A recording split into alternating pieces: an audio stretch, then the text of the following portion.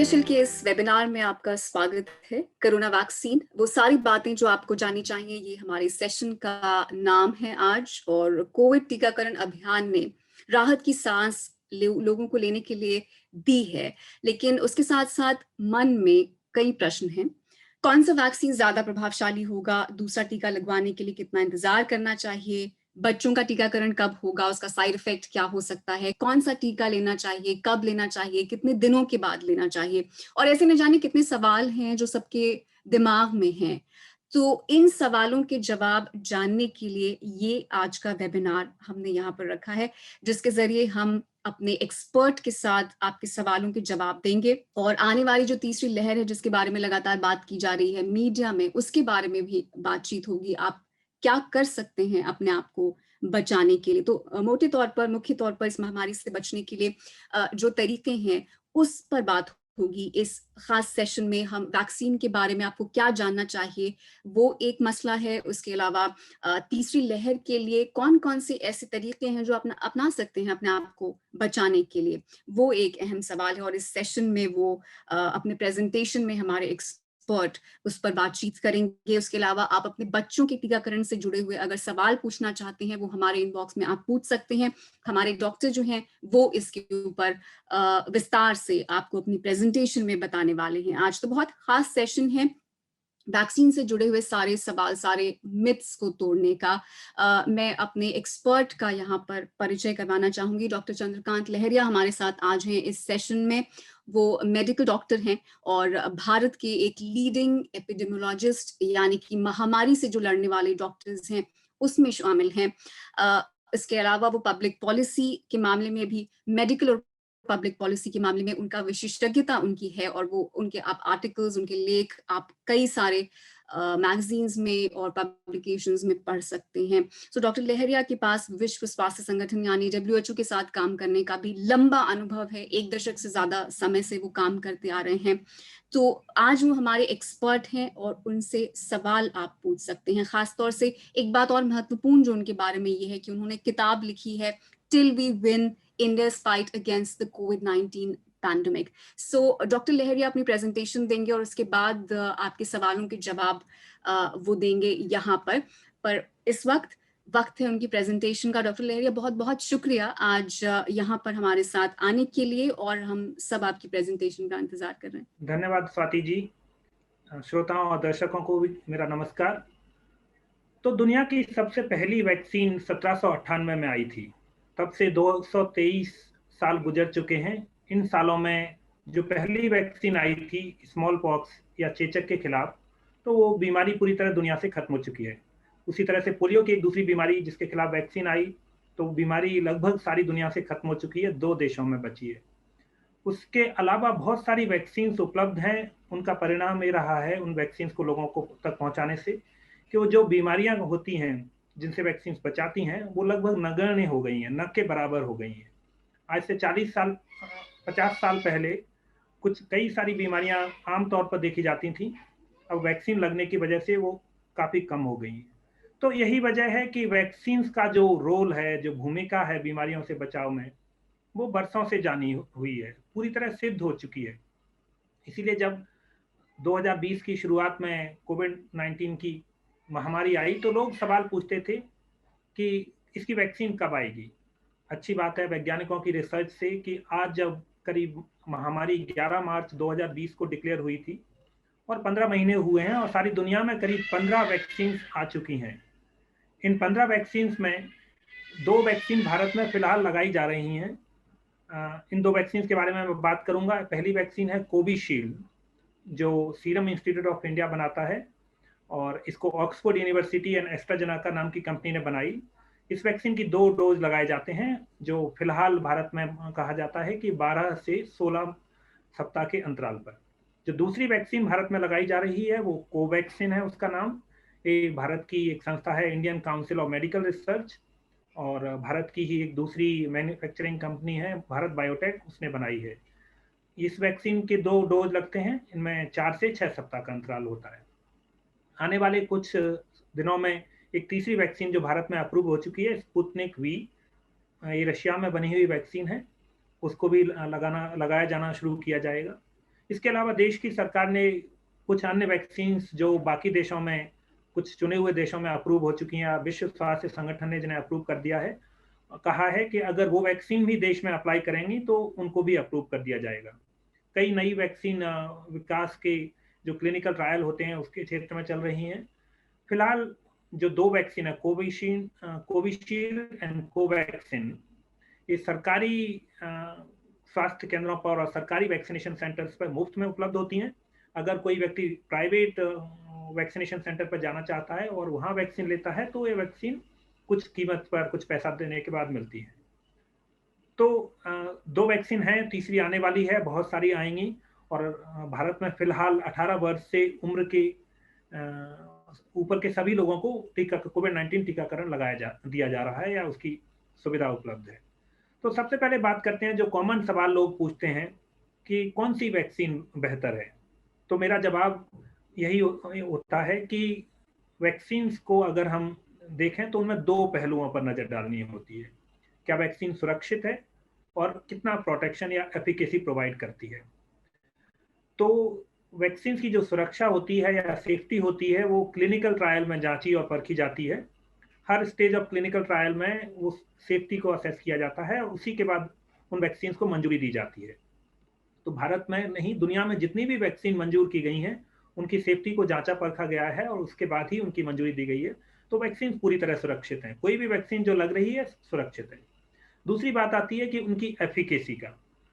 तो जब वैक्सीन बन रही थी उससे पहले सारी दुनिया ने एक मानक तय किया था कि अगर जो 50% से ज़्यादा प्रोटेक्शन प्रोवाइड करेगी, अर्थात अगर 100 लोगों को वैक्सीन लग रही है और उनमें से 50 लोगों में बीमारी रुकती है तो उसको अच्छी वैक्सीन माना जाएगा।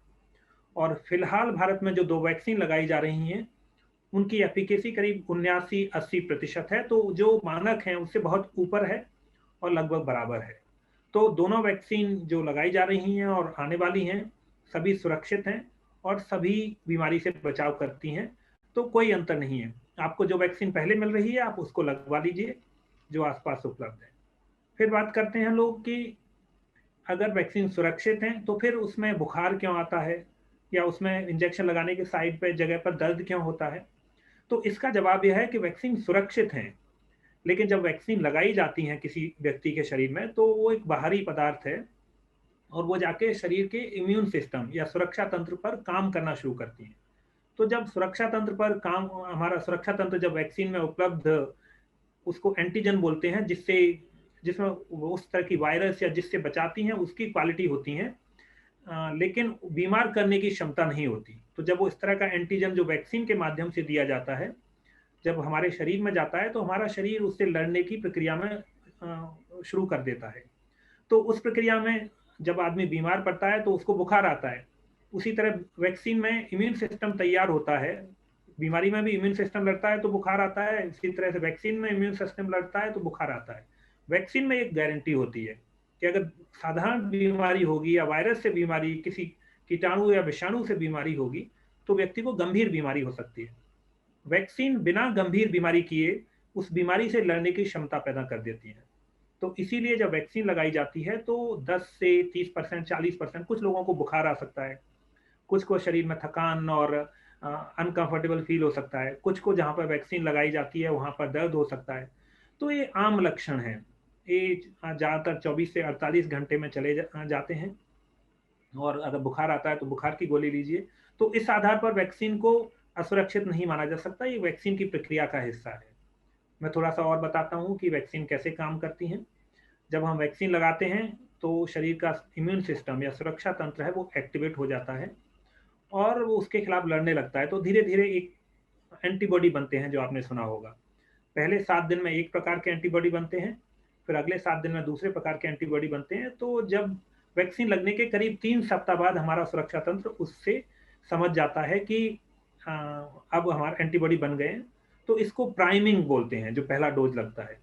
जब पहला डोज लगने के बाद हमारे शरीर में तो सुरक्षा तंत्र समझ चुका होता है, लेकिन वो एंटीबॉडी कुछ कम समय के लिए रहेंगे, इसलिए जरूरी होता है कि दूसरा डोज भी दिया जाए। जब दूसरा डोज दिया जाता है या दूसरा इंजेक्शन दिया जाता है तो चूंकि वो पहले से ही हमारा इम्यून सिस्टम और सुरक्षा तंत्र समझ चुका था तो वो फटाफट काम करना स्टार्ट कर देता है। और इस प्रक्रिया में दूसरा डोज लगने पर ज़्यादा मात्रा में एंटीबॉडी बनते हैं और माना जाता है कि वो ज़्यादा समय तक रहेंगे। तो एक बात याद रखनी है कि वैक्सीन से व्यक्ति लगभग पूरी तरह तभी सुरक्षित होता है जब उसको दोनों डोज जो सुझाए गए अंतराल पर लगा दिए जाएं और उसके बाद भी दूसरा इंजेक्शन लगने के बाद भी 14 दिन गुजर जाएं, तब उस व्यक्ति को फुली प्रोटेक्टेड माना जाता है। तो इस बात को याद रखना है। कुछ वैक्सीन इसमें हैं जिनमें अंतराल अलग है, जैसे कि कोवैक्सीन में 4 से 6 सप्ताह का अंतराल रहता है। ये इनएक्टिवेटेड वैक्सीन है, इसका क्लिनिकल रिसर्च किया गया था, तो उसमें 4 से 6 सप्ताह का अंतराल रखा गया था। दूसरी कोविशील्ड वैक्सीन है, उसमें 12 सप्ताह से 16 सप्ताह का अंतराल फिलहाल सुझाया जाता है। इस वैक्सीन में माना जाता है कि सिंगल डोज से कुछ प्रोटेक्शन होता है, वो लंबे समय तक रहता है। अगर वैक्सीन में अंतराल अधिक रखा जाए तो अधिक प्रभावकारी होती है, इसी वजह से इसमें लंबा अंतराल रखा होता है। आपको चिंता नहीं करनी है, जो अंतराल सरकार ने सुझाया है उस अंतराल पर जाके वैक्सीन लेनी है। अब कभी कभी लोग सवाल पूछते हैं, किसी भी वजह से का जो दूसरा डोज था वो समय पर नहीं लग पाया, 4 से 6 सप्ताह पर लेना था, 7 सप्ताह हो गया, अब क्या करें? उचित होगा कि आप निश्चित अंतराल पर वैक्सीन का डोज लगवाएं, लेकिन किसी वजह से अगर देर हो जाती है तो आपको चिंता करने की जरूरत नहीं है। जब भी मौका मिले, जब भी वो वैक्सीन मिल जाए, तब लगवा लें। किसी भी वजह से अगर अंतराल बढ़ जाता है तो जब भी आप वैक्सीन लगवाएंगे तब उसको सेकेंड डोज माना जाएगा। उसकी वजह से आपको वो पहला वाला इंजेक्शन रिपीट करने की जरूरत नहीं है। बस ये है कि अगर ज़्यादा अंतराल रहा सेकेंड डोज में तो हो सकता है आपकी इम्यूनिटी थोड़ी पर्याप्त ना हो, इसलिए समय पर लगवाइए, लेकिन अगर किसी वजह से डिले हो गया है तो घबराने की बात नहीं है। फिर बात आती है कि ये वैक्सीन एडल्ट्स को रिकमेंड की गई है, लेकिन क्या इसको लैक्टेटिंग या जो महिलाएं अपने बच्चों को दूध पिला रही हैं वो लगवा सकती हैं? जवाब है हाँ। सरकार ने इस बारे में क्लियर निर्देश दिए हैं कि वैक्सीन जो लैक्टेटिंग या दूध पिलाती हुई महिलाओं को लगवाई जा सकती हैं, दूध जो अपने बच्चों को दूध पिला रही हैं। उसके दो फायदे होंगे, एक तो माँ को प्रोटेक्शन होगा और दूसरा बच्चे को भी एक पर्टिकुलर टाइप ऑफ एंटीबॉडी होते हैं जो ब्रेस्ट मिल्क के माध्यम से जाते हैं, तो बच्चों को भी कुछ हद तक प्रोटेक्शन प्रोवाइड करेंगे। जहाँ तक गर्भवती महिलाओं की बात है, तो फिलहाल सरकार ने इस बारे में निर्देश जारी नहीं किए हैं और इसकी वजह यह है कि जो ट्रायल्स हुए थे वो उसमें गर्भवती महिलाएं शामिल नहीं थीं। लेकिन साथ में यह देखा जा रहा है कि गर्भवती महिलाओं को गंभीर बीमारी होने की संभावना होती है। इसलिए जो प्रोफेशनल एसोसिएशन होते हैं, जो डॉक्टर्स के और जो गायनी-ऑब्स जो महिलाओं की बीमारियों से वो संबंध रखते हैं, महिलाओं के स्वास्थ्य से संबंध रखते हैं, उन्होंने मशवरा दिया है कि गर्भवती महिलाओं को भी यह वैक्सीन लगवानी चाहिए। उसकी वजह ये है कि एक तो गर्भावस्था के दौरान गंभीर बीमारी हो सकती है और उससे मृत्यु हो सकती है, तो वैक्सीन का फायदा उससे ज़्यादा है, जो रिस्क है उससे ज़्यादा है, इसलिए वैक्सीन लगवाने की ज़रूरत है। फिर बात आती है कि नए-नए स्ट्रेन्स आ रहे हैं। कुछ अखबारों में खबरें आती हैं कि न्यूट्रलाइजिंग एंटीबॉडी नए स्ट्रेन के खिलाफ कम बन रहे हैं। लेकिन आपने अगर ध्यान से पढ़ा होगा तो आपको याद होगा, पता होगा कि नए स्ट्रेन्स के खिलाफ भी वैक्सीन कारगर हैं। हो सकता है एंटीबॉडी उस स्तर पर ना हो, लेकिन वैक्सीन पूरी तरह काम करती हैं और उनसे बचाती हैं। एफिकेसी में थोड़ा बहुत अंतर आ सकता है, वो अभी हमें पता नहीं है, लेकिन कितना अंतर आएगा, लेकिन मोटे तौर पर माना जा रहा है कि वैक्सीन सारे स्ट्रेन्स के खिलाफ काम करती है। इसी तरह से बात आती है कि उन व्यक्तियों का क्या किया जाए जिनको कोविड हुआ था और उससे वो ठीक हो गए, तो इस पर भी क्लियर निर्देश हैं। मोटे तौर पर और वैज्ञानिक आधार पर इसके कुछ सबूत मिले हैं कि जिस व्यक्ति को कोविड-19 हो चुका होता है, वो व्यक्ति करीब 6 से 9 महीने तक प्रोटेक्टेड होता है। लेकिन चूंकि नए स्ट्रेन्स आ रहे हैं और अभी हमारी जानकारी उसमें इजाफा हो रहा है, तो फिलहाल भारत सरकार कहती है और भारत सरकार के गाइडलाइंस कहते हैं कि जो व्यक्ति कोविड-19 से रिकवर हुआ है, वो 3 महीने तक रुक सकता है, अर्थात रिकवरी के अंतिम दिन के बाद 3 महीने बाद उसको वैक्सीन लगवाने की ज़रूरत है। इमीडिएटली वैक्सीन लगवाने की ज़रूरत नहीं है और उसी नॉर्मल प्रक्रिया को फॉलो करना है। फिर अगर सवाल आता है कि किस व्यक्ति को वैक्सीन नहीं लगवानी चाहिए, तो याद रखिए, अगर कोई भी व्यक्ति एलिजिबल है, 18 साल से ऊपर का है, तो उसको वो वैक्सीन लगवा सकता है। हाँ, एक एब्सोल्यूट कॉन्ट्रा इंडिकेशन है कि जिस व्यक्ति को वैक्सीन नहीं लगवानी, वो है कि अगर किसी व्यक्ति को वैक्सीन का पहला इंजेक्शन लगने पर कुछ गंभीर रिएक्शन होती है, सीवियर एलर्जिक रिएक्शन होती है, तो उसको दूसरी वैक्सीन नहीं लगवानी चाहिए। उसके अलावा बाकी कोई एब्सोल्यूट कॉन्ट्रा इंडिकेशन नहीं है।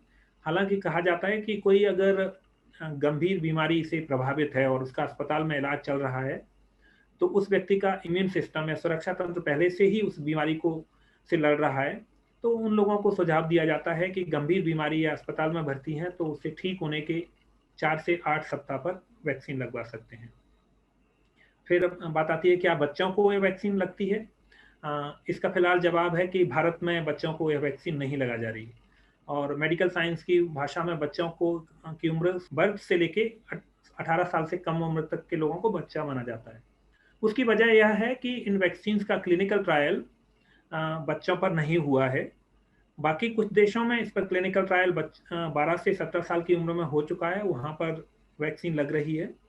लेकिन भारत में अभी क्लिनिकल ट्रायल शुरू हुए हैं बच्चों पर, 2 साल से 17 साल तक के बच्चों पर। जब उसके नतीजे आ जाएंगे संभवतः अगले 2-3 महीने में, तो उनमें वैक्सीन लगाई जाएगी। लेकिन दुनिया के किसी भी हिस्से में अभी 12 साल से कम उम्र के लोगों को वैक्सीन नहीं लगाई जा रही। साथ में मैं यह बात भी ध्यान दिलाना चाहूँगा कि बच्चों को उसी तरह से इन्फेक्शन होता है जैसे एडल्ट्स को होता है, लेकिन बच्चों को गंभीर बीमारी नहीं होती है। तो फिलहाल भारत में जो टीकाकरण का उद्देश्य है, सारी दुनिया में टीकाकरण का जो उद्देश्य है, वो होता है कि गंभीर बीमारी से बचाना। तो गंभीर बीमारी एडल्ट पॉपुलेशन में होती है, खासतौर से 60 साल से ज़्यादा उम्र के लोगों में होती है, और उन लोगों में होती है जो जिनको कोई कोमॉर्बिडिटी है, डायबिटीज़ है, हाइपरटेंशन है, तो उनको वैक्सीन लगाई जा रही।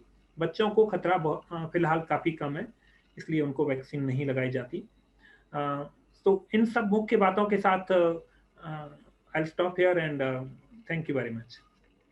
डॉक्टर लहरिया, बहुत शुक्रिया। आपने बहुत सारी बातें एक्चुअली कही यहाँ पर, और आपने जिस तरह से जिक्र किया कि हर किसी को वैक्सीन जनरली लेने की ज़रूरत है जब तक कि आपको ये ना पता हो कि आपकी कोई हेल्थ कंडीशन है जिसमें किसी तरह की इन्फेक्शन या कोई एक ऐसी चीज़ है जिससे आपकी बॉडी रिएक्ट करती है। आपको मालूम हो कि कोई एलर्जी है और कोई चीज़, कोई दवा लेने से, कोई इंग्रेडिएंट लेने से आपको की वजह से आपको कुछ प्रॉब्लम हो सकती है। दवाइयों का इन्फेक्शन, अगर इन्फेक्शन नहीं, उनका अगर रिएक्शन होता है, गलत लफ्ज का इस्तेमाल, तो अगर रिएक्शन होता है तो वो चीजें आपको अगर मालूम है अपने बारे में तो शायद थोड़ा ख्याल रखना चाहिए। नहीं तो वैक्सीन जनरली आमतौर पर बच्चों को छोड़कर अभी सबको दी जा रही है। ये कुल मिलाकर एक बात है। लेकिन कुछ चीजें जो हैं और सवाल यहाँ पर लगातार आ रहे हैं, वो भी मैं रखने वाली हूँ। लेकिन उससे पहले एक सवाल, जैसे आपने महिलाओं के बारे में बात कही कि गर्भवती महिलाएं और जो लैक्टेटिंग वुमेन हैं उनको भी लेना चाहिए वैक्सीन। उसके अलावा कुछ और बातें आती हैं जैसे मेंस्ट्रुएटिंग वुमेन की, क्या अगर आप पीरियड्स हैं आपके तो क्या आपको लेना चाहिए वैक्सीन, नहीं लेना चाहिए। महिलाओं के शरीर को लेकर काफी सारे मिथ्स हैं वैक्सीन को लेकर। मैंने एक्चुअली ये भी सुना कि लोगों में इनफर्टिलिटी का भी डर है कि कहीं वैक्सीन लेने से इनफर्टिलिटी तो नहीं रिलेटेड है। मेरे ख्याल से अगर आप थोड़ा सा उसके ऊपर भी बता दें कि ये डर किस बेसिस पर है लोगों को, और उसे भी थोड़ा डिस्पेंस कर दें तो शायद अच्छा रहेगा। स्वाति जी, बहुत अच्छे सवाल पूछे आपने। तो सबसे पहली बात है कि एक दुर्भाग्यपूर्ण बात है कि बहुत सारी अफवाहें वैक्सीन के बारे में फैलती रहती हैं, और उनमें से एक अफवाह यह है कि वैक्सीन की वजह से इनफर्टिलिटी होती है। यह बिल्कुल सच नहीं है और निराधार है और गलत है। तो इन बातों में विश्वास मत कीजिए। वैक्सीन से किसी भी तरह की कोई दिक्कत नहीं होती है। जो मैंने कुछ माइनर साइड इफेक्ट बताए कि जैसे बुखार आता है, उसके अलावा कोई भी लॉन्ग टर्म इफेक्ट नहीं होता है। ज़्यादातर वैक्सीन जो होती हैं, हमें याद रखना होगा कि इनएक्टिवेटेड होती हैं, अर्थात किल्ड होती हैं। उनमें जो जिस वायरस के, जैसे कोविड-19 की वैक्सीन वायरस है, तो उस वायरस को बिल्कुल निष्क्रिय कर दिया जाता है। उसको बस इतना मात्र उस वैक्सीन में होता है कि वो वैक्सीन शरीर में जाएगी, हमारा सुरक्षा तंत्र उससे लड़ेगा और शरीर के किसी और हिस्से को पता भी नहीं चलेगा। तो इसलिए वैक्सीन पूरी तरह सुरक्षित है। बाकी उसी तरह से कुछ दूसरी वैक्सीन है जो जैसे कोविशील्ड है, वो वायरल वेक्टर वैक्सीन है। तो उनमें ऐसा कुछ नहीं होता है जिससे इनफर्टिलिटी या अन्य किसी भी तरह की लॉन्ग टर्म प्रॉब्लम आए। उनका काम होता है शरीर के सुरक्षा तंत्र को एक्टिवेट करना, सक्रिय करना। जब एंटीबॉडी बन जाए तो वो शरीर से ऐसे खत्म हो जाती हैं जैसे मतलब कभी दी ही नहीं गई थी। बस इम्यून सिस्टम को तैयार कर देती हैं। तो पहली बात।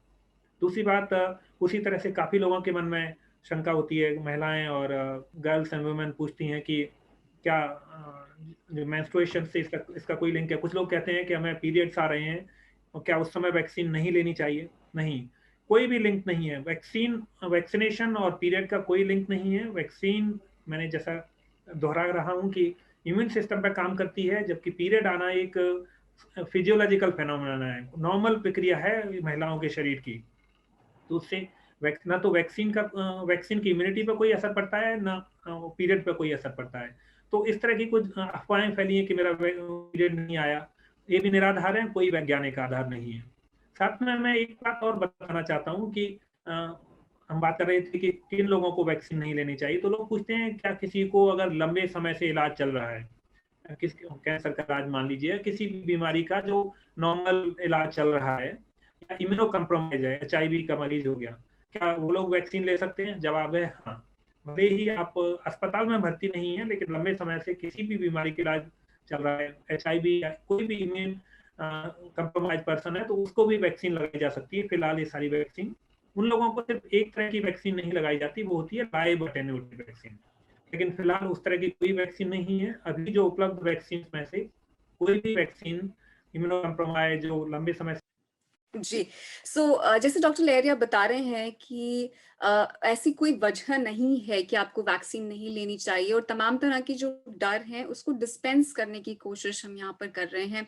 और उन्होंने बहुत साफ तौर पर ये बात कही कि पीरियड्स हो, या अगर आपको आप प्रेग्नेंट हैं, या कोई भी ऐसी सिचुएशन है जिसमें आपको लग रहा है कि आपको वैक्सीन नहीं लेनी चाहिए, तो खुद के डॉक्टर बनने से बेटर है या तो आप किसी डॉक्टर से पूछ लें, अपने बेसिस पर ये डिसाइड ना करें कि आपको वैक्सीन नहीं लेनी चाहिए। और फॉर रिकॉर्ड मैं ये भी कहना चाहती हूँ कि मैंने फर्स्ट डोज ले रखा है, और मुझे फर्स्ट डोज लिए हुए 2 हफ्ते हो गए हैं। तो ये मैं अपने पर्सनल एक्सपीरियंस से भी कह सकती हूँ कि वैक्सीन जो है वो बहुत इम्पोर्टेंट है इस वक्त लेना, न सिर्फ अपने लिए, न सिर्फ अपने आप को बचाने के लिए, बल्कि अपने आसपास के लोगों को बचाने के लिए भी, क्योंकि यही एकमात्र तरीका है, यही एकमात्र रास्ता है जिसके जरिए इस पैंडेमिक से अगर हम पार पा सकते हैं, तो उसकी कोशिश है, और वो कोशिश पूरी जारी है।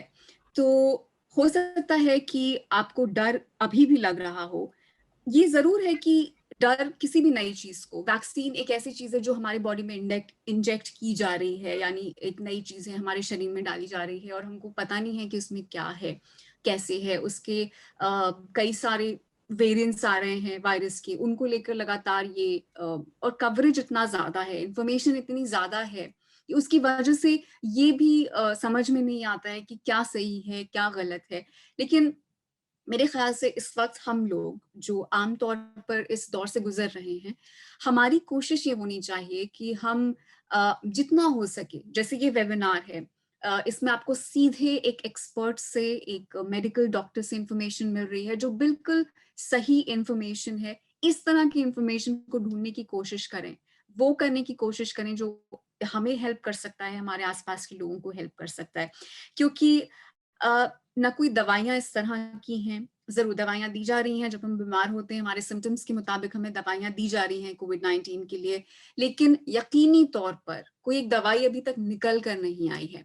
तो वैक्सीन पर बहुत ज़्यादा भरोसा है, और उसका रिलेशनशिप सिर्फ हमारे शरीर से नहीं है, हमारी लार्जर इकोनॉमी से है, हमारे एक जो हमारी आम ज़िंदगी है, हमारी मॉडर्न ज़िंदगी है, उससे है। क्योंकि दुनिया भर में आपने देखा कि लगभग सब देशों ने पूरी कोशिश की इससे निपटने की, तमाम तरह से लॉकडाउन लगाया, 1 बार लगाया, फिर 2 बार लगाया, 3 बार लगाया, बहुत जगहों पर अलग-अलग देशों ने अलग-अलग तरीके से इससे निपटने की कोशिश की। लेकिन सिर्फ जो एक भरोसा जगा है, वो वैक्सीन से जगा है कि कुछ हद तक, कम से कम कुछ इम्यूनिटी पैदा होगी, तो शायद कुछ दवाइयाँ असर करेंगी, शायद बहुत सारी जो अनफॉर्चुनेट डेथ्स हुए इस पूरे दौर में, वो नहीं होंगे आगे। और जो अगला आने वाला दौर है जिसका लगातार डर बना हुआ है कि थर्ड वेव में क्या होगा, और इस तरह की बातें, भारत में जो दूसरे दौर का अनुभव रहा उसके बाद वो बातें निकल कर आएंगी तीसरे दौर में आखिर क्या हो सकता है। डॉक्टर चंद्रकांत लहरिया ने भी कहा कि बच्चों को जो है सिवियरली इल होंगे, ऐसी अभी तक ऐसी No, बातें नहीं निकल आई हैं। हालांकि अलग अलग जगह से ये भी आ रहा था कि बच्चों को भी कुछ I'm on the complications scene. हुए I हैं can see myself. वायरस की वजह से। उसके लिए हमें बहुत सारी समझ पैदा करने की जरूरत है। वैक्सीन उसमें से एक अहम चीज है। उसके अलावा और क्या चीजें हो सकती हैं, हाइजीन के लेवल पर कुछ चीजें हो सकती हैं। मुझे याद है पिछला जो हमने वेबिनार किया था 1 हफ्ते पहले, उसमें इस तरह की बात थी जब कैंसर और कोविड-19 की रिलेशनशिप की बात हो रही थी, तो उसमें भी ये बात निकल कर आई थी कि अपने डॉक्टर खुद ना बने, खुद ये डिसाइड ना करें कि आपको वैक्सीन की जरूरत नहीं है और वैक्सीन से कुछ नहीं होता। क्योंकि मैंने आसपास खुद अपने आसपास बहुत हेसिटेंसी देखी है और ये सच है। हमारे दफ्तरों में भी कई जगह पर हमें पता चला कि वैक्सीन की ड्राइव ऑर्गेनाइज की गई, लेकिन लोग गए नहीं क्योंकि उन्हें डर लग रहा था। सो डर अपनी जगह सच है, जेन्युइन है, उसको नकारा नहीं जा सकता, क्योंकि एक नया इंजेक्शन आए तो उसका डर है। लेकिन क्या वो डर वायरस से पैदा होने वाली कितनी है? सिचुएशन और कॉम्प्लिकेशन से ज्यादा अहम है? ऐसा नहीं हो सकता, क्योंकि सोल्यूशन जो है वो भले आपको कितना डराए, लेकिन उसको हाथ में लेकर चलना, उससे उस पर थोड़ा सा भरोसा रखना इस वक्त मेरे ख्याल से इस पूरी कायनात के सामने, इस पूरी ह्यूमैनिटी के सामने उससे ज्यादा और कोई तरीका नहीं है इन हालात से निकलने का।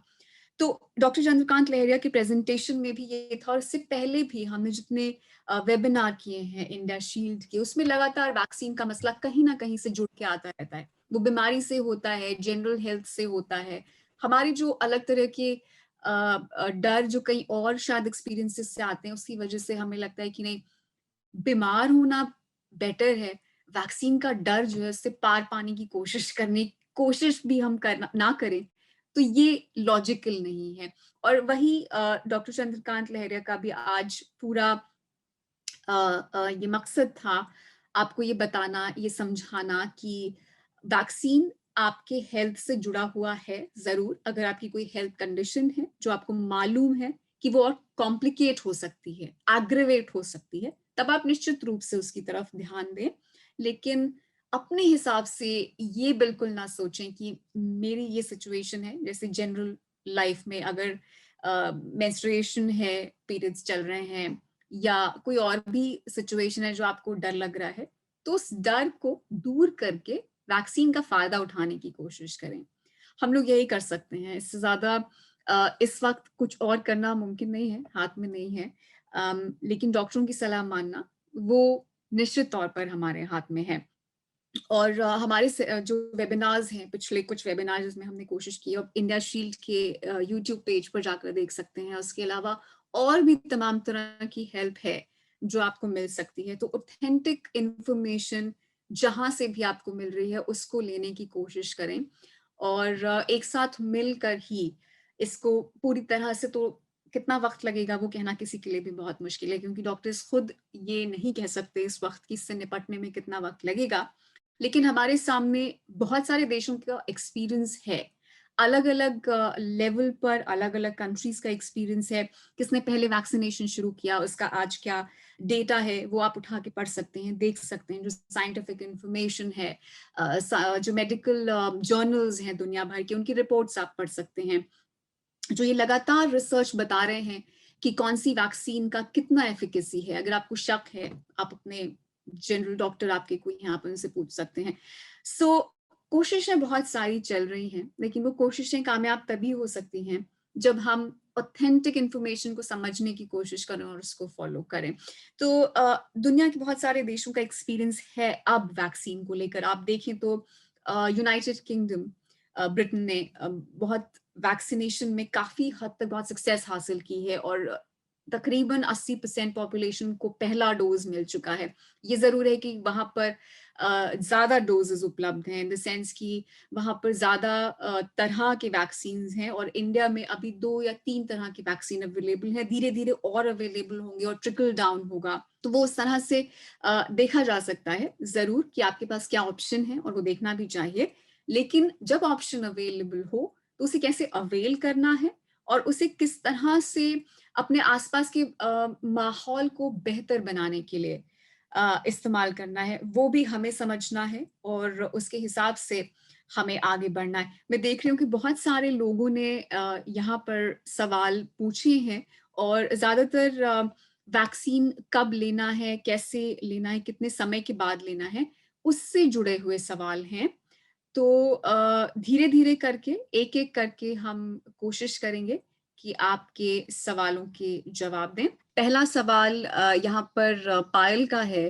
वो कहती हैं कि after first vaccine if someone gets COVID, how long to wait before second vaccine? So दूसरा वैक्सीन लेने से पहले अगर किसी को पहले वैक्सीन के बाद कोविड हो गया है, तो उसको क्या करना चाहिए? पायल जी को मेरा जवाब होगा कि चूँकि उन्होंने पहली वैक्सीन ले ली थी और उसके बाद उन्हें कोविड हुआ है, तो वही प्रक्रिया का पालन करना है जो अगर उन्होंने वैक्सीन नहीं ली होती और तब कोविड होता। तो संक्षेप में कहूँगा कि आप जब रिकवर हो जाएँ तो उसके बाद 3 महीने का इंतज़ार कीजिए और जब 3 महीने पूरे होने के बाद आप सेकंड डोज़ ले सकते हैं। इसमें पहला डोज़ उसी तरह से काउंट होगा और उसके बाद 3 महीने बाद रिकवरी के 3 महीने के बाद जब आप सेकंड डोज़ लेंगे तो आपका इम्यूनाइज़ेशन शेड्यूल पूरी तरह कंप्लीट हो जाएगा। दूसरा सवाल जो आ रहा है वो ये है कि does vaccine decrease the platelet count? So ये एक तरह का मिथ मेरे ख़्याल से है डॉक्टर लहरिया, जिसका जवाब आप दें तो ज़्यादातर लोगों को फ़ायदा होगा कि क्या वैक्सीन का प्लेटलेट से कोई रिलेशनशिप तो नहीं है? सीधा जवाब है कि बिल्कुल नहीं, प्लेटलेट और वैक्सीनेशन का कोई संबंध नहीं है। तो वैक्सीन अपने आप में हम जानते हैं कि इम्यून सिस्टम या सुरक्षा तंत्र पर काम करती है और शरीर में जो प्लेटलेट बनने की प्रक्रिया है वो उससे पूरी तरह अलग है।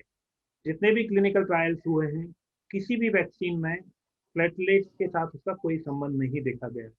लेकिन चूंकि बात चली है तो मैं यहाँ पर आपके साथ साझा करना चाहता हूँ कि जो कोविड-19 वैक्सीन है, खासतौर से जो ऑक्सफोर्ड एस्ट्राजेनेका वैक्सीन है, उसमें कुछ रिपोर्ट्स आई हैं कि इससे ब्लड क्लॉट बनने की संभावना है। रिसर्चर्स ने काफ़ी डिटेल स्टडी किया है, तो उन्होंने पाया कि जो कुछ शुरुआती रिपोर्ट्स यूरोपियन कंट्रीज से आई थी और फिर उसके बाद उन्होंने देखा कि वैक्सीन लगने से पहले आबादी में क्या रेट होता था ब्लड क्लॉट का। इसको वैज्ञानिक भाषा में कहें तो baseline rate of blood clot बोला जाता है। तो काफ़ी सारे अध्ययन के बाद वो इस नतीजे पर निकले कि जो वैक्सीनेशन के बाद जो रेट है वो वैक्सीनेशन से पहले रेट के लगभग बराबर है।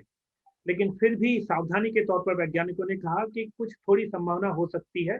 तो इस तरह से उन्होंने कहा है कि एक बहुत रेयर पॉसिबिलिटी है कि एक ऑक्सफोर्ड एस्ट्राजेनेका वैक्सीन, जिसको भारत में कोविशील्ड कहते हैं, के बाद ब्लड क्लॉट बन सकता है। लेकिन वैज्ञानिकों ने साथ में यह भी कहा है कि जो वैक्सीन का फ़ायदा है, वो जो rare side effect blood clot का है, उसकी तुलना में बहुत ज़्यादा है। तो आपको वैक्सीनेशन लेना है, साथ में सावधानी बरतिए कि अगर कभी लगता है आपको थोड़ा इसमें शंका है, तो उसके बारे में पढ़ सकते हैं। ब्लड क्लॉट बनने पर अगर किसी व्यक्ति को कुछ लक्षण आएँगे, तो उसमें हो सकता है इसके लंग्स में, छाती में दर्द जैसा होने लगे क्योंकि अगर छाती में क्लॉट बनने की संभावना है, तो सीने में दर्द हो सकता है, सीने में अर्थात दिल के आस-पास के एरिया में दर्द हो सकता है। अगर ब्रेन के आस-पास क्लॉट बनता है, तो उसमें संभावना रहती है कि उसको थोड़ा-सा सोचने में या समझने में दिक्कत आ सकती है, माइंड में फॉगीनेस एंड उस तरह की संभावना आ सकती है। लेकिन साथ में मैं यह भी कहना चाहूँगा कि जो ब्लड क्लॉट या इस तरह की कोई रिस्क है, उसका पूरी तरह इलाज हो सकता है। तो बहुत रेयर साइड इफ़ेक्ट है, लेकिन अगर हो भी जाता है, तो उसके बाद अगर सावधानी बरती जाए और तत्काल स्वास्थ्य सेवाओं से संपर्क किया जाए, तो वो ठीक हो सकता है। तो ऐसी कोई बात नहीं है कि जिसका कोई इलाज नहीं है, लाइलाज हो। उम्मीद है आपको अपने सवाल का जवाब मिल गया होगा। डॉक्टर लहरिया, दूसरा सवाल ये जो आ रहा है उसमें कई सारे लोगों ने पूछी है दरअसल ये बात। एक हमारे दर्शक हैं जो पूछ रहे हैं कि I had Covid in September 2020, I had antibodies, तो क्या इनको वैक्सीन लेने की ज़रूरत नहीं है? ये कुछ और लोगों ने भी पूछा है कि क्या अगर हो चुका है कोविड और एंटीबॉडीज हैं, टेस्ट में आए हैं, तो क्या वैक्सीन नहीं लेना चाहिए, उसकी ज़रूरत नहीं है? तो वैज्ञानिकों ने इस बात पर रिसर्च किया है, उन्होंने देखा है कि जिस भी व्यक्ति को कोविड-19 हो चुका होता है, उसके बाद वह व्यक्ति अधिकतम 6 से 9 महीने तक प्रोटेक्टेड रहता है। क्योंकि आप बात कर रहे हैं कि आपको कोविड-19 सितंबर के महीने में हुआ था और चूँकि आपको इन्फेक्शन हुआ था जिसको आपने तो मुझे लगता है कि आरटी-पीसीआर या अन्य किसी जाँच से उसको किया होगा। तो उसके बाद आपको करीब 9 महीने हो चुके हैं। इस परिस्थिति में आपको कोविड-19 वैक्सीन लेनी चाहिए।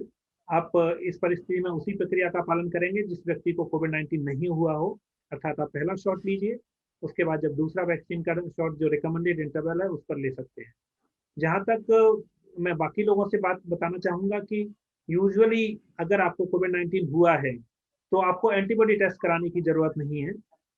अभी फ़िलहाल भारत सरकार की गाइडलाइन है कि रिकवरी के जिस दिन आप व्यक्ति के क्लिनिकल सिम्पटम्स खत्म हो जाते हैं, उसके 3 महीने बाद व्यक्ति कोविड-19 वैक्सीन लगवा सकता है। सुष्मिता मेहता हैं हमारे यहाँ पर इस वक़्त मौजूद हैं, वो देख रही हैं आपकी बातचीत उन्होंने सुनी है डॉक्टर लहरिया और वो कह रही हैं कि कुछ लोग जो हैं उनको वैक्सीन के बाद फ़ीवर नहीं होता लेकिन एलर्जिक सेंसेशन होती है, ये लफ्ज़ इन्होंने इस्तेमाल किया। After vaccine some people don't get fever but allergic sensation, is that okay? तो सबसे पहली बात मैं बताना चाहूँगा कि वैक्सीन पूरी तरह सुरक्षित होती हैं। लेकिन जब हम बात करते हैं वैक्सीन की सुरक्षा की या सुरक्षित होने की, तो हमें याद रखना चाहिए कि उनमें कुछ एडवर्स इवेंट्स होते हैं। उनसे उनको जब लगाया जाता है, तो व्यक्ति के शरीर में कुछ प्रतिक्रियाएँ हो सकती हैं। जैसे उसको बुखार आ सकता है, उसको शरीर में दर्द रह सकता है, थकान महसूस हो सकती है। साथ में जहाँ पर वैक्सीन लगाई गई है, तो उस जगह पर भी थोड़ा-सा दर्द महसूस हो सकता है। तो यह नॉर्मल प्रक्रियाएँ होती हैं। ये करीब 20 से 30% या 50% तक लोगों को हो सकती हैं। तो यह सामान्य प्रक्रिया है। उसमें सुझाव दिया जाता है कि अगर आपको बुखार आता है, तो बुखार के लिए टैबलेट पैरासिटामॉल ले लीजिए। अगर शरीर में दर्द हो रहा है, तो उसमें भी यह काम करती है। थोड़ा आराम करिए, अच्छा खाइए और ये लक्षण जो होते हैं, बिना किसी मेडिकल सहायता के 24 से 48 घंटे में चले जाते हैं। लेकिन चूँकि आपने बात की कुछ एलर्जिक रिएक्शन की उस तरह की, यह व्यक्तिगत रूप से मैं कहना चाहूँगा कि इस तरह का कोई लक्षण वैक्सीन्स में पर्टिकुलर वैक्सीन जो भारत में दी जाती हैं, उनके साथ नहीं जुड़ा हुआ है। लेकिन अगर संभव है और पॉसिबिलिटी है आपके पास, तो आप इसके लिए चिकित्सकीय सहायता ले सकते हैं। आस-पास के डॉक्टर से एक बार पूछ सकते हैं। वैसे जहाँ तक मुझे लगता है, अगर वैक्सीन के बाद हो रही है, तो ये 24 से 48 घंटे में ठीक हो जानी चाहिए। लेकिन अगर आपको लगता है कि बढ़ रही है या उसकी कुछ गंभीर वजह हो सकती है, तो अच्छा होगा कि डॉक्टर से सलाह लें। तो डॉक्टर लहरिया जैसा कह रहे हैं कि अगर आप को लगता है या शक है ज़रा-सा भी कि किसी तरह का कुछ भी महसूस हो रहा है वैक्सीन के बाद, तो आप डॉक्टर से मिल सकते हैं। उससे पहले भी आप थोड़ी बातचीत कर सकते हैं ब अगर आप चाहें तो। अगला सवाल जो आया है वो वैरिकोज़ वेन से रिलेटेड है। डॉक्टर लहरिया हमारे एक दर्शक कह रहे हैं कि आई हैव वैरिकोज़ वेन्स, सो क्या उस पर वैक्सीन का कोई इफ़ेक्ट हो सकता है? देखिए वेरिकोज़ वेन अपने आप में एक अलग तरह की दिक्कत है, जिसमें पैरों में नसें फूल जाती हैं। उसका उन व्यक्तियों में होता है जो लंबे समय तक खड़े रहते हैं या कुछ अन्य दिक्कतें उनमें ब्लड से संबंधित हैं। तो इसका वैक्सीन से कोई संबंध नहीं है। लेकिन साथ में मैं यह भी कहूँगा कि चूँकि एक तरह का अपने आप में एक कॉम्प्लिकेशन है, शरीर में कुछ दिक्कत वाली बात है, तो इस जिस भी व्यक्ति को कॉम्प्लिकेशन या कोमॉर्बिडिटी होती है, उसमें निहायत ज़रूरी है कि उस व्यक्ति को वैक्सीन लगाई जाए। तो मैं कहूँगा कि वैरिकोज़ वेन पर वैक्सीन का कोई असर नहीं पड़ेगा, ना उससे ज़्यादा कंडीशन उसकी खराब होगी, ना उसमें सुधार आएगा। उसका आपको अलग इलाज करना है, लेकिन चूँकि एक कोमॉर्बिडिटी है, तो आपको सलाह रहेगी कि आप ज़रूर वैक्सीन लें। जी। डॉक्टर लेरिया बहुत सारे मिथ्स की बात आप लगातार करते रहे इस वेबिनार में, लेकिन एक सवाल जो शायद हम लोगों ने अपने आसपास भी देखा वो ये कि how to face recovered individuals when they are back from covid, और ये एक सवाल हमारे दर्शक का भी है। जो लोग ठीक हो गए हैं उनके साथ कैसा व्यवहार, क्योंकि शुरू में ये इस तरह के सवाल आए थे कि लोगों के मन में जिन लोगों को कोविड हुआ है उनको लेकर बहुत डर था कि उनसे बात करनी है नहीं करनी है, जाना है उनके पास नहीं जाना है। तो ये भी एक मिथ है अपने आप में कि रिकवर्ड जो लोग हैं उनके पास जाने में भी एक डर है। मैं कहूँगा कि यह डर पूरी तरह निराधार है। जो व्यक्ति कोविड-19 से ठीक हो चुका है, वो बिल्कुल नॉर्मल व्यक्ति की तरह है। साथ में मैं यह भी बताना चाहूँगा कि जिस भी व्यक्ति को कोविड-19 का इन्फेक्शन होता है, तो इन्फेक्शन या सिम्पटम्स आने की शुरुआत के वाले दिन से 10 दिन बाद व्यक्ति पूरी तरह नॉन इन्फेक्शियस हो जाता है। उसका मतलब हुआ कि अगर व्यक्ति को जिस दिन पहला सिम्पटम आया, जिस दिन से सिम्पटम आना शुरू हुए, उसके 10 दिन बाद व्यक्ति दूसरों में वायरस को फैलाना बंद कर देता है। तो 10 दिन के बाद भले ही व्यक्ति की अगर दोबारा से जाँच की जाए, अर्थात उसके गले और नाक से सैंपल लिया जाए, तो उसको वो सैंपल पॉजिटिव आ सकता है। लेकिन ऐसा होने पर भी व्यक्ति दूसरों को इन्फेक्शन नहीं फैलाता है। तो इन्फेक्शियसनेस वाली पीरियड होता है, वो पहले से 10वें दिन होता है। उसके बाद वो व्यक्ति नॉर्मल है। और यही वजह है कि आजकल जो व्यक्ति कोविड-19 पॉजिटिव आता है अस्पताल में, जिसका इलाज भी होता है, तो लक्षण आने के 10 दिन बाद और उसके बाद 4 दिन और इंतजार किया जाता है। उस व्यक्ति को पूरी तरह स्वस्थ मान लिया जाता है और छुट्टी करने से पहले उसका आरटी-पीसीआर नहीं किया जाता है। क्योंकि ठीक होने के बाद भी व्यक्ति में गले में वायरस हो सकता है, लेकिन वो वायरस फैलता नहीं है। संक्षेप में बात है कि चूंकि व्यक्ति इन्फेक्शियस नहीं है, इसलिए वो व्यक्ति नॉर्मल व्यक्ति की तरह स्वस्थ है। आप उससे नॉर्मल व्यवहार कीजिए। लेकिन साथ में हम यह भी याद रखते हैं कि चूंकि कई सारे स्ट्रेन फैल रहे हैं, व्यक्ति को दोबारा से इन्फेक्शन हो सकता है। इसलिए जो व्यक्ति रिकवर हुआ है उसको भी सलाह दी जाती है कि वो कोविड अप्रोप्रिएट बिहेवियर का पालन करे, और जो उसके संपर्क में आ रहा है उसको भी सलाह दी जाती है कि कोविड अप्रोप्रिएट बिहेवियर का पालन करे। लेकिन ठीक होने के बाद व्यक्ति पूरी तरह नॉर्मल है, आपको नॉर्मल व्यवहार करना है। अमित अग्रवाल का एक सवाल है, वो पूछ रहे हैं कि if a person has taken Covishield can they take Pfizer when it's available. So ये भी शायद लोगों के दिमाग में है कि एक ब्रांड की अगर कोई वैक्सीन ली है तो दूसरे ब्रांड की जो वैक्सीन अवेलेबल है वो ली जा सकती है या नहीं ली जा सकती। मेरे ख्याल से बूस्टर शॉट वाला जो एक सवाल है वो लोगों के दिमाग में है, डॉक्टर लहरिया। मैं जानता हूँ यह काफी कॉमन सवाल है, खासतौर से आप अखबारों में पढ़ रहे हैं मिक्सिंग ऑफ वैक्सीन के बारे में। तो मैं बताना चाहूँगा कि फिलहाल दुनिया के किसी भी देश में इस बात की अनुमति नहीं है कि आपने एक वैक्सीन ली है और सेकंड शॉट के लिए आप दूसरी वैक्सीन लें। फिलहाल कहा जाता है कि जो वैक्सीन आपने पहले शॉट के लिए ली है, उसी का दूसरा शॉट लीजिए और उससे ही आपका इम्यूनाइजेशन शेड्यूल कंप्लीट होगा। लेकिन मैं आपको साथ शेयर करना चाहूँगा कि दुनिया के कई देशों में, कुछ देशों में स्टडी चल रही है जिसको मिक्सिंग ऑफ वैक्सीन बोलते हैं, या वैज्ञानिक भाषा में कहें तो प्राइम बूस्ट अप्रोच बोलते हैं, हेट्रोलोगस प्राइम बूस्ट अप्रोच। तो जैसे कि स्पेन में एक स्टडी हुई है, उन्होंने देखा था कि ऑक्सफोर्ड एस्ट्राजेनेका वैक्सीन पहली बार दी गई और उसके बाद फाइजर बायोटेक वैक्सीन दी गई। तो उन्होंने पाया है कि सेफ्टी और इम्यूनोजेनेसिटी लगभग सिमिलर है, बल्कि फाइजर बायोटेक सेकेंड टाइम देने पर थोड़ी ज़्यादा मात्रा में वैक्सीन एंटीबॉडी बनते हैं। लेकिन हमें याद रखना होगा कि प्रोटेक्शन लगभग सेम है इन दोनों वैक्सीन पर, और उन पर और अधिक स्टडी करने की ज़रूरत है। फिलहाल भारत में इस तरह की कोई स्टडी नहीं हुई है, कुछ अन्य देशों में स्टडी हो रही है। तो वर्तमान में रिकमेंडेशन है कि आप उसी वैक्सीन को लगवाइए, लेकिन हो सकता है आने वाले समय में कुछ महीनों बाद मिक्सिंग ऑफ वैक्सीन अलाउ कर दी जाए। तब तक पर्याप्त वैज्ञानिक साक्ष्य उपलब्ध हो जाएंगे। फिलहाल हमारे पास कुछ स्टडीज हैं लेकिन इतने साक्ष्य नहीं है, इसलिए इंतजार करना होगा कि क्या हम मिक्स करा सकते हैं। लेकिन साथ में मैं यह भी बताना चाहूँगा कि आखिर ज़रूरत ही क्यों है चेंज करने की? सारी वैक्सीन उतनी ही सुरक्षित एंड प्रभावकारी हैं, तो आपने जो वैक्सीन ली है, उसके साथ इम्यूनाइज़ेशन शेड्यूल कंप्लीट कर दीजिए। किशोर मधवानी का सवाल है यहाँ पर, is it true that vaccine can cause clots in the brain? So clotting, blood clotting तो हमने सुना है, लेकिन वो पूछ रहे हैं कि क्या क्लॉट्स इन द ब्रेन का भी कोई मसला है वैक्सीन्स के साथ? जैसा कि मैंने शुरुआत की चर्चा में बताया था कि सिर्फ एक वैक्सीन, एक प्रकार की वैक्सीन जिनको वायरल वेक्टर वैक्सीन बोलते हैं, और specially Oxford AstraZeneca Covishield vaccine के साथ ब्लड क्लॉट का संभावना माना गया है। कुछ रिपोर्ट्स इसकी दुनिया के कुछ कुछ हिस्सों से आई हैं, लेकिन बाकी वैक्सीन में यह ब्लड क्लॉट का बारे में नहीं रिपोर्ट्स आई हैं। क्योंकि जब भी ब्लड क्लॉट बनता है तो वो शरीर के किसी भी हिस्से को प्रभावित कर सकता है। जैसा कि हम समझते हैं ब्लड में सर्कुलेट हो रहा है आपके शरीर में, और उसमें जहाँ पर भी क्लॉट बनेगा और जिस हिस्से में वो क्लॉट बन जाएगा उस हिस्से की ब्लड सप्लाई को अफेक्ट करता है। तो वो लंग्स में बन सकता है, फेफड़ों में बन सकता है, किडनी में बन सकता है और ब्रेन में भी बन सकता है। तो ब्रेन में ब्लड क्लॉट बनने की थ्योरेटिकल संभावना है, कुछ संभावना है। यह बल्कि मैं कहूँगा यह वैक्सीन के साथ कम होता है।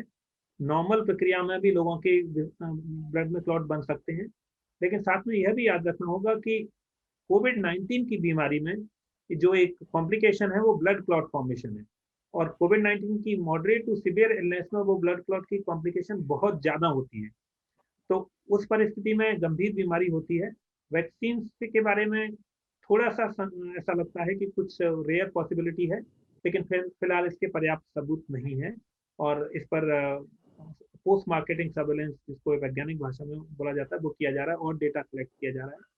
तो फिलहाल मैं एक ही बात दोहराता हूँ कि वैक्सीन का जो बेनिफिट है या जो फायदा है, जो उससे होने वाला रिस्क है, उसकी तुलना में काफ़ी अधिक है। तो आप निश्चिंत हो जाइए, वैज्ञानिक इस पर लगे हुए हैं और अगर और जानकारी आएगी तो वो सबके साथ शेयर की जाएगी। एक सवाल कॉमनली जो पूछ रहे हैं लोग वो ये है कि if there is a gap of more than 80 days between the two vaccines should we take the first dose again? अगर दो डोज के बीच में 80 दिन से ज्यादा का अंतर है, डिफरेंस है, तो क्या पहली वैक्सीन दोबारा लेनी पड़ेगी? तो पहले तो मैं आपके स्पेसिफिक पॉइंट पर आता हूँ कि अगर 80 दिन का गैप है तब क्या करना है। तो भारत में फिलहाल जो 2 वैक्सीन लगाई जा रही हैं, उसमें से एक 4 से 6 सप्ताह के अंतराल पर लगाई जाती है, कोवैक्सीन। और जो दूसरी वैक्सीन है, कोविशील्ड, उसमें 12 से 16 सप्ताह का अंतराल सुझाया गया है। तो जो 12 सप्ताह का अंतराल होता है, वो करीब 84 दिन होता है। तो अगर आप कोविशील्ड वैक्सीन लगवाई हुई है आपने, तो उसके बाद अगर 80 दिन हुए तो आपको 4 दिन और इंतजार करना है, और उसके बाद ही सरकार रिकमेंड करती है कि सेकेंड डोज लगाएं। अगर आपने कोई अन्य वैक्सीन को जैसे कि कोवैक्सीन लगाई है जिसमें 4 से 6 सप्ताह का अंतराल है, तो भी आपको चिंता करने की ज़रूरत नहीं है। आप जब भी मौका मिले तब वो वैक्सीन लगवा सकते हैं। मोटे तौर पर कहा जाए तो वैक्सीन्स में एक minimum recommended dose interval suggest किया जाता है, जो अलग-अलग वैक्सीन्स में अलग होता है, 4 से 6 सप्ताह, 12 से 16 सप्ताह। लेकिन मैक्सिमम रिकमेंडेड इंटरवल जैसा कुछ नहीं होता है। अर्थात अगर आपने समय पर वैक्सीन नहीं लगवा पाए, जो रिकमेंडेड गैप है, तो जब भी आपको मौका मिले, 4 महीने हो गए, 5 महीने हो गए, तब आप सेकंड डोज लगवा लीजिए। किसी भी परिस्थिति में आपको पहला डोज रिपीट करने की ज़रूरत नहीं है, वो हमेशा ही काउंट होगा। जब भी आप सेकंड डोज लगवाएँगे, आपका इम्यूनाइज़ेशन शेड्यूल कंप्लीट हो जाएगा और सेकंड डोज लगने के 2 सप्ताह बाद व्यक्ति पूरी तरह फुली प्रोटेक्टेड मान लिया जाता है। प्रीत का सवाल जुड़ा हुआ है हाई ब्लड प्रेशर वाले लोगों से, तो वो पूछ रही है कि क्या वैक्सीन्स रिस्की है people with high blood pressure उनके लिए? जवाब है नहीं, बल्कि मैं तो बताना चाहूँगा एक बार फिर से कि अ, हाई ब्लड प्रेशर या जिसको हाइपरटेंशन बोलते हैं, या उसी तरह से डायबिटीज या जिसको मधुमेह बोलते हैं, इन कंडीशंस को कोमॉर्बिडिटीज माना जाता है। और कोविड 19 वैक्सीन इस तरह के लोगों को जिनको ब्लड प्रेशर या डायबिटीज की बीमारी है, रिकमेंड की जाती है। तो आपको जरूर अपना वैक्सीन लगवाना है और समय रहते और जल्दी से जल्दी वैक्सीन लगवाइए। अ, साथ में यह भी याद रखना होगा कि वैक्सीन का इन पर कोई असर नहीं होगा, लेकिन आपको अपना जो डायबिटीज़ है या हाइपरटेंशन है, उसका भी साथ इलाज करते रहना होगा। आपको इलाज बंद कराने की ज़रूरत नहीं है, और नियमित रूप से इलाज करते रहिए, साथ में वैक्सीन लगवा सकते हैं। ज़रूर लगवाइए, इन लोगों के लिए रिकमेंडेड है जिनको इस तरह की परिस्थितियाँ होती हैं। डॉक्टर लेरिया, एक सवाल बच्चों का है। लगातार बच्चों की सेहत को लेकर और कोविड-19 को लेकर डर बना हुआ है। आखिर के 2 सवाल हैं। पहला तो यही है कि क्या बच्चों के लिए वैक्सीन अवेलेबल होगी और वो कब होने की संभावना है? चूँकि बात बच्चों की चली है, तो मैं बताना चाहूँगा कि बच्चों में भी एडल्ट्स की तरह इन्फेक्शन होता है। अर्थात उनको कोविड-19 वायरस से गले में उनका वायरस आ जाता है, लेकिन बच्चों में गंभीर बीमारी नहीं होती है। उसकी वजह यह है कि कोविड-19 का वायरस है, जिसको सार्स कोवी 2 कहते हैं, वो वायरस गंभीर बीमारी करने के लिए शरीर में विभिन्न हिस्सों में, खासतौर से फेफड़ों में एक पर्टिकुलर टाइप का रिसेप्टर होता है, जिसको ACE2 रिसेप्टर बोलते हैं, उनसे जुड़ता है। फॉर्चुनेटली ये रिसेप्टर बच्चों में कम होते हैं, वयस्क आयु वर्ग की तुलना में कम होते हैं, इसलिए वायरस बच्चों को लगने के बाद, उनको इन्फेक्ट करने के बावजूद गंभीर बीमारी नहीं करता है। तो इसलिए बच्चे सुरक्षित हैं और बच्चे बचे हुए हैं। कुछ बातें यह भी चल रही हैं कि क्या आने वाली किसी लहर में बच्चे अधिक प्रभावित होंगे? जवाब है नहीं। जितनी भी लहरें आई हैं, बच्चे उनमें उतने ही प्रभावित हुए हैं, लेकिन जैसा कि मैंने बताया, उनको गंभीर बीमारी नहीं होती है। इस बात का कोई वैज्ञानिक आधार नहीं है कि आने वाली किसी लहर में बच्चे अधिक प्रभावित होंगे। जहाँ तक वैक्सीन्स की बात आती है, तो वैक्सीन्स के लगाने की अनुमति इस आधार पर दी जाती है कि किस आयु वर्ग में उनका क्लिनिकल ट्रायल किए गए। तो फिलहाल जितनी वैक्सीन लाइसेंस की गई हैं, अधिकतर वैक्सीन का क्लिनिकल ट्रायल 18 साल या उससे अधिक आयु वर्ग में किया गया था, इसलिए उसी आयु वर्ग को वैक्सीन लगाई जा रही है।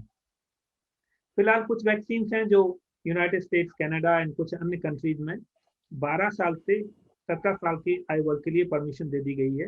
लेकिन भारत में अभी कोई ऐसी वैक्सीन नहीं उपलब्ध है जो 18 साल से कम उम्र को लगाई जाती है। लेकिन अच्छी बात है कि एक वैक्सीन कोवैक्सीन पर क्लिनिकल ट्रायल चल रहे हैं, जो बच्चों में अर्थात 2 साल से 17 साल के उम्र के लोगों के उम्र के बच्चों पर किए जा रहे हैं। तो संभव है कि इन क्लिनिकल ट्रायल का नतीजा अगले 2 से 3 महीने में आ जाएगा, तो बच्चों में वैक्सीनेशन होना शुरू हो जाएगा। लेकिन मैं याद दिलाना चाहता हूँ कि बच्चों को गंभीर बीमारी नहीं होती है, वयस्क आयु वर्ग में गंभीर बीमारी होती है, तो पहली प्राथमिकता उस आयु वर्ग को वैक्सीन लगाना रहेगी। इसलिए वैक्सीन का अगर अनुमति आ भी जाता है, तो आप थोड़ा आराम से रहिए, निश्चिंत रहिए कि धीरे-धीरे बच्चों को वैक्सीनेशन लगना शुरू हो जाएगा। फिलहाल बच्चों के लिए कोई वैक्सीन नहीं है, सिर्फ परिवार में जो बड़े हैं, अगर वो जाएँ और अपना वैक्सीनेशन कराएँ, तो कुछ हद तक वो बच्चों को इनडायरेक्ट प्रोटेक्शन प्रोवाइड करें, क्योंकि वो व्यक्ति प्रोटेक्ट हो जाएगा और उसके बाद ट्रांसमिशन की संभावना थोड़ी-सी कम हो जाती है। और हम यहाँ पर अपना आखिरी सवाल लेंगे और मेरे ख़्याल से मैं 2 सवालों को एक में डालकर आपसे कहूँगी कि आप अगर उसको जाने से पहले जाते-जाते हम उसको साफ़ कर दें सिचुएशन कि लोग ये पूछ रहे हैं कि ऐसा क्यों है कि एक बार इन्फेक्शन होने के बावजूद दोबारा इन्फेक्शन हो जाता है और तीसरी लहर जो आने वाली है जिसकी बात है काफ़ी उससे खुद को बचाने के लिए क्या करें?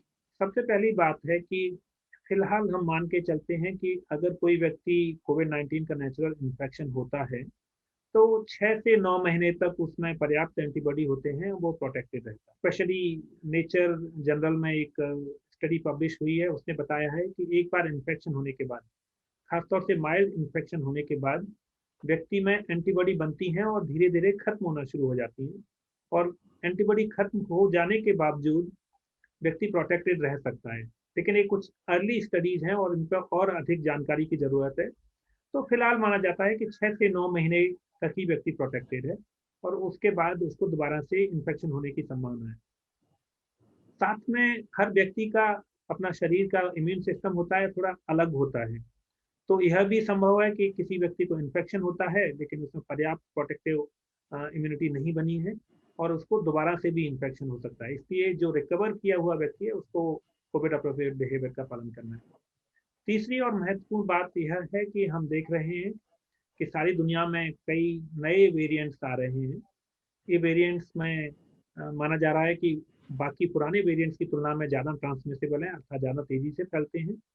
साथ से इन वेरिएंट्स में इम्यून एस्केप की बात भी आ रही है। इम्यून एस्केप का अर्थ हुआ कि जिस व्यक्ति में एंटीबॉडी बने हुए हैं, तो उनमें से भी कुछ व्यक्तियों को न्यू स्ट्रेन से या न्यू वेरिएंट से इन्फेक्शन हो सकता है।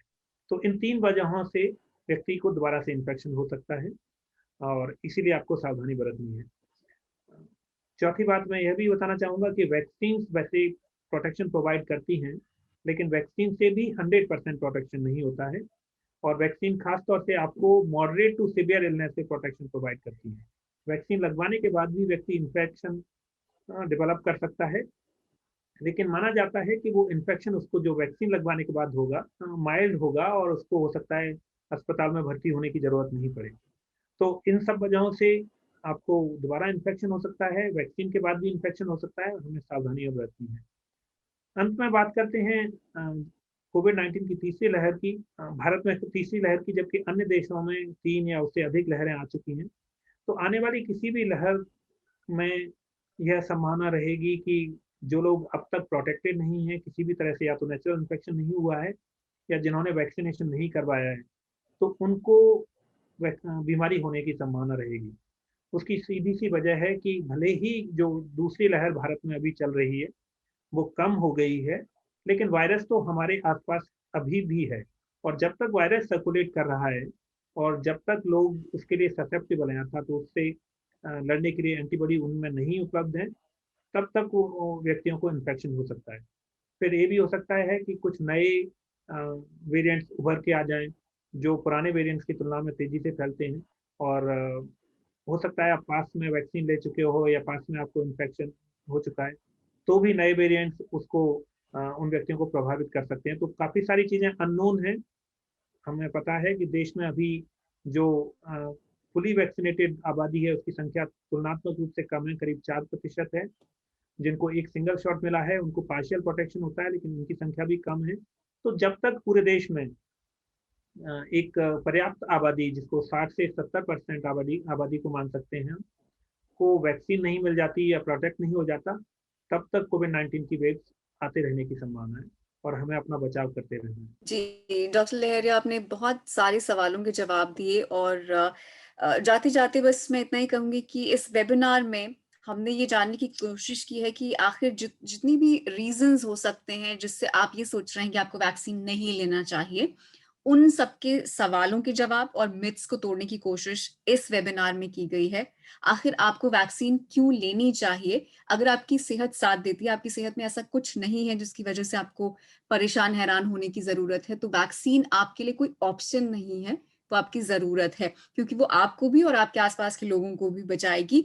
सवाल बस इतना है कि अगर आपको अपनी हेल्थ को लेकर, अपने इन्फेक्शन की पॉसिबिलिटी को लेकर, अगर आपको शरीर में किसी तरह का कोई इन्फेक्शन होता है और आपकी बॉडी रिएक्ट करती है, आप कोई दवाई लेते हैं या वैक्सीन लेते हैं, उस तरह की कोई सिचुएशन है, तो ज़रूर आपको डॉक्टर से बात करनी होगी और वैक्सीन कैसा आपके ऊपर रिएक्ट कर सकता है, उसको समझने की कोशिश करनी होगी और अपना डॉक्टर खुद नहीं बनना होगा। लेकिन वैक्सिनेशन एब्सोल्यूटली कोई ऑप्शन नहीं है क्योंकि वो पैंडेमिक को रोकने का एक ऐसा तरीका है जो इस वक़्त पूरी दुनिया के सामने है और सारे देशों ने इस बात को समझा है। तो ज़िम्मेदारी सबकी अपनी है एक-दूसरे के लिए और अपने लिए भी। डॉक्टर चंद्रकांत लहरिया बहुत-बहुत शुक्रिया, आपने इतनी सारी बातें खोल के रखी और मुझे उम्मीद है कि लोग दोबारा जब इस वीडियो को देखेंगे, तो उनके और भी जो सवाल शायद मन में होंगे, उनके जवाब आपकी बातों से मिल जाएँगे। बहुत शुक्रिया आज अपना वक़्त निकालने के लिए और हमारे साथ ये लंबी बातचीत करने के लिए। धन्यवाद स्वाति जी, आपको भी बहुत-बहुत धन्यवाद। शुक्रिया।